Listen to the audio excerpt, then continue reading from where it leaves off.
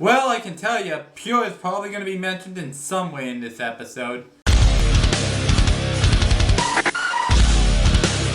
So we see some Grimm come out of, like, some pools of, like, what they came in from the Dragon Grimm. Yeah, so, like, is this spot where the Grimm came from? Is this where, like, the moon hit the ground or whatever? I think I'll call this place Grimm Prime. Oh, and I think it's the Dragon Island. I'm just saying that now. It is the Dragon Island. Now, what else do we have? Oh, new villains! Well, I'll just put their names on the screen. Dr. Something, Dr. Watson? Really? Watts. Dr. Watts? Did Sherlock's partner Watson really go down that life of crime? I feel sorry for you, buddy. Oh well. Another thing I noticed, he was using a scroll, and later on they say that it's hard to get scroll signals, so apparently scrolls are now like our cell phones. Crappy and not worth the yen. Yeah, you guys better have at least laughed at that one. So Cinder snaps, and then she goes even more crazy. And then she snaps and calls over her friends.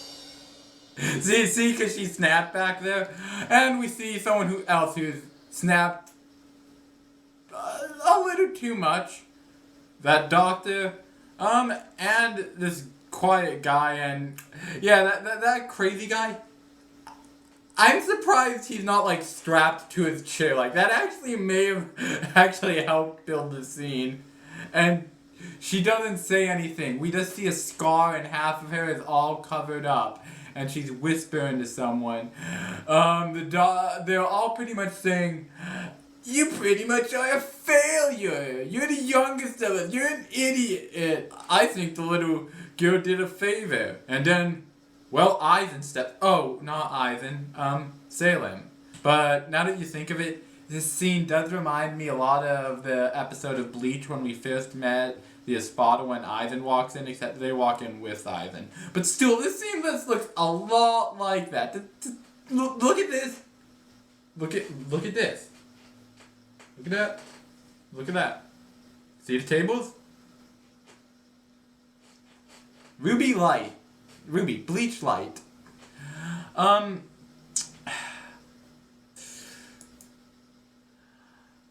So that scene ends, and then we go to, like, a little boy.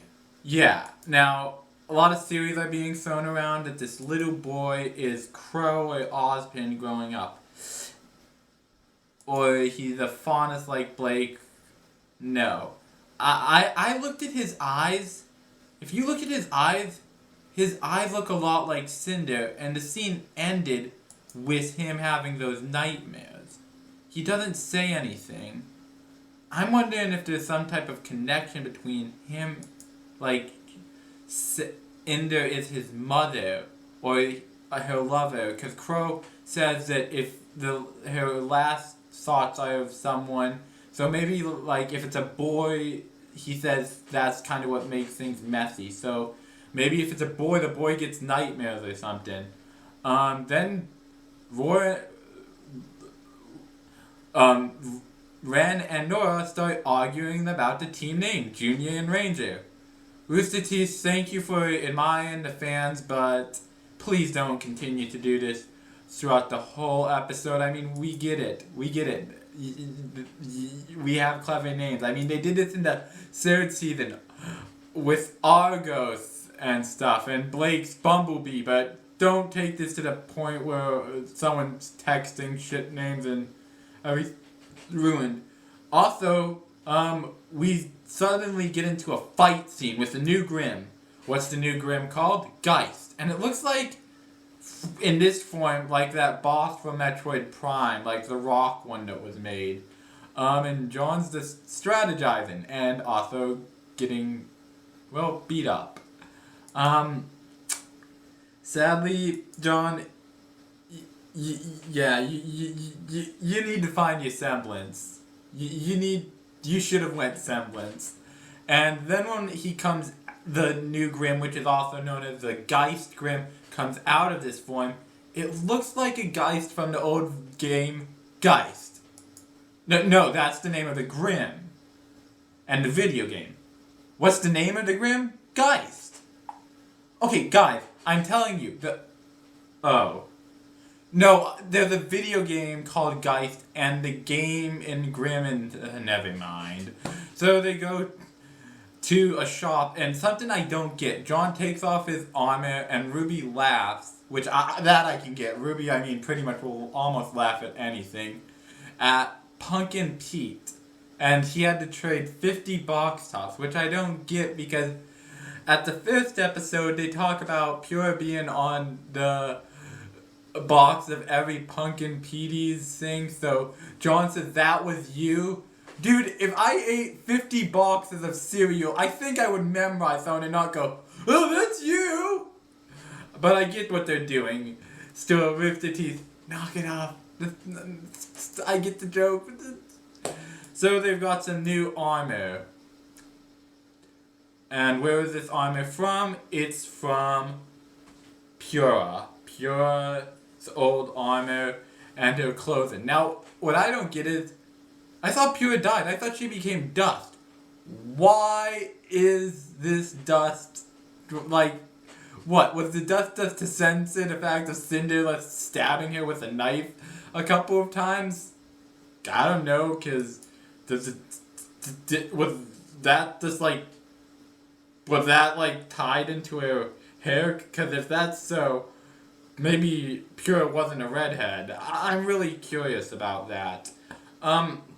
We also noticed the background, which was like,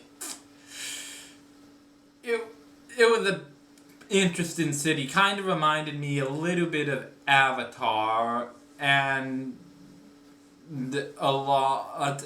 And then we kind of go to the part where they get John gets his new armor, and he looks a lot more like Pure because he's got like what she used to wear, and I'm like, where did her clothing come from? But no one cares. Then they mentioned that they have everything thanks to the Sneef family, enough ammo, and apparently none of them have the map. Yeah, by the way, that shop where John got his new equipment, that also looks like the sword shop from Zelda. I'm just saying. It really does. See, look.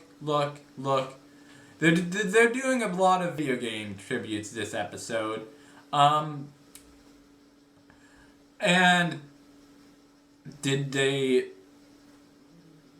when they mentioned dust, it goes straight to Weiss, and I think she gets about 7 words of my dialogue in. Well, then it's all over. That's it. That's the end of the episode? Well, okay. Next episode is probably going to be Ruby, Weiss, and it's going to be a crossover. Then they're going to mention something about Blake or something, and yeah. And I still think that kid is Cinder's mother. In the meantime, if you like this video, you can like it. The like button's down there, I think, unless YouTube hates me, which could be possible.